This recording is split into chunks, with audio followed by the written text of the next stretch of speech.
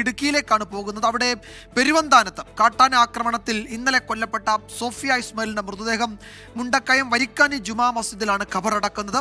കാട്ടാന ശല്യത്തിൽ ജില്ലാ കളക്ടർ നൽകിയ വാഗ്ദാനങ്ങൾ പാലിക്കപ്പെട്ടില്ലെങ്കിൽ ശക്തമായ സമരം തുടങ്ങും എന്ന് അവിടെയും നാട്ടുകാർ പറഞ്ഞു.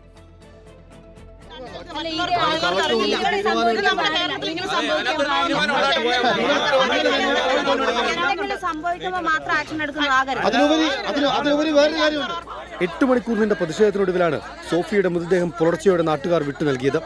TR&T എസ്റ്റേറ്റിൽ രൂക്ഷമായി തുടരുന്ന കാട്ടാന ശല്യത്തിന് പരിഹാരം കണ്ടിരുന്നെങ്കിൽ ഒരു ജീവൻ കൂടി നഷ്ടമാവില്ലായിരുന്നു.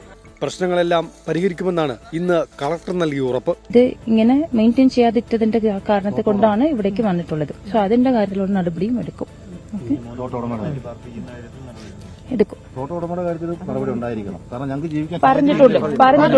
മുണ്ടക്കയം മെഡിക്കൽ ട്രസ്റ്റ് ആശുപത്രിയിൽ ഇൻക്വസ്റ്റ് നടപടികൾ പൂർത്തിയാക്കിയാണ് മൃതദേഹം പോസ്റ്റ്മോർട്ടത്തിനായി കാഞ്ഞിരപ്പള്ളിയിലേക്ക് മാറ്റിയത്. കാട്ടാന ശല്യത്തിൽ അടിയന്തര പരിഹാരമില്ലെങ്കിൽ വീണ്ടും പ്രതിഷേധത്തിനാണ് നാട്ടുകാരുടെ തീരുമാനം. മന്ത്രി അടക്കമുള്ള ആൾക്കാരോട് നിവേദനം കൊടുത്തിട്ടുണ്ട്. ഫോറസ്റ്റിലെ ഉന്നത ഉദ്യോഗസ്ഥന്മാരുടെ ചീഫ് ലൈഫ് വാർഡനോട് വരെ പരാതി പറഞ്ഞു. അവർ വന്ന് പ്രഹസനമായിട്ട് വന്ന് 2 വെടിയും പൊട്ടിച്ചിട്ട് പോവും. പിറ്റേ ദിവസം ഇത് തന്നെ. ഒരാഴ്ചക്കിടെ ജില്ലയിൽ കാട്ടാന ആക്രമണത്തിൽ കൊല്ലപ്പെടുന്ന രണ്ടാമത്തെ ആളാണ് സോഫിയ. 24 ഇടുക്കി.